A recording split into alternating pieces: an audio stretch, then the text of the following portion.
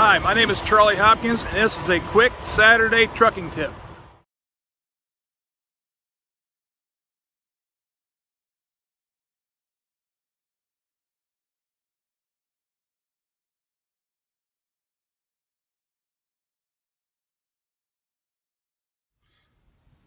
Hi, this is Charlie Hopkins, and this is a quick Saturday trucking tip. And this week I just wanted to add a few things to last week's tips on winter driving.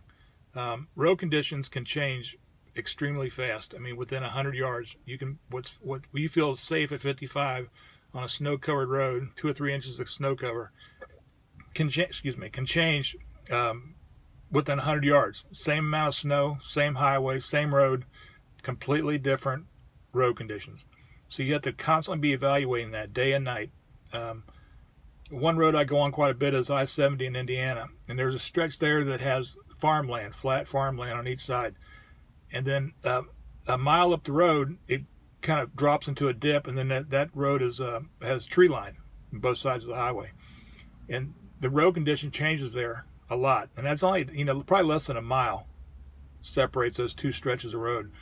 And I see trucks all the time that go through that flat land at 55, 60 miles an hour on snow-covered road, and they get into that dip where the trees are, and they end up in the ditch because it's not safe there. So, you have to be evaluating that. Look for terrain differences of what's on the side of the road, how the wind's blowing. Is the wind covering the road? Is the wind blowing snow across the road? That creates ice and slippery conditions.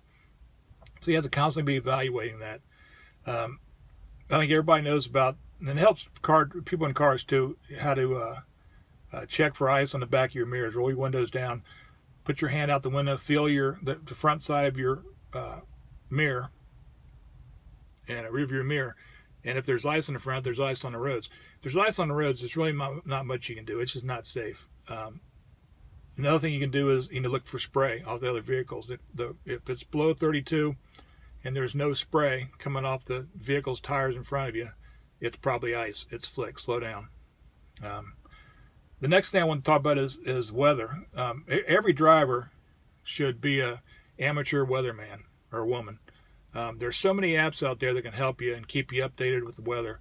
I talked to a driver last week. He was going to Michigan, and I said, "Be careful up there today." He goes, "Why?" I said, "Well, it's going to snow up there." So, and he had no idea, and he was heading up there. There's no excuse not to know what the weather is. We're not pilots out here, and pilots always know the weather, but we're not pilots, but we're the one step down, basically. You have to know the weather if you're a truck driver, and there's no excuse not to know it. You should know what's coming.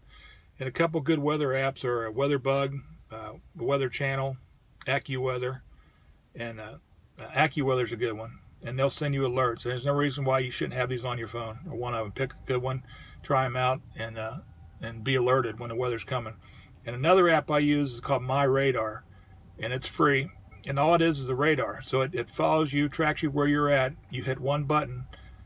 You just hit the app button, and it pops on the radar, so you can see exactly where you're at, what you're doing, where the weather is, if you're going into it, if you're coming out of it. So it's a simple way to know where the weather is. You get a first-hand look, eye in the sky, and that's a good app. That's called My Radar. And the next thing is, keep your fifth wheel greased during the winter, and that's a part of being prepared. Keep your fifth wheels greased before the snow hits. Keep your fuel tanks full.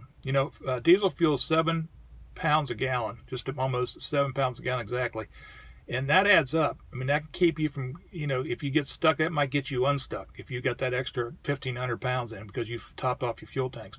And that's something you should do a day before. Top fuel tanks, wash your fluid, and grease your fifth wheel. Keep that trailer where it flows freely on the back of your tractor.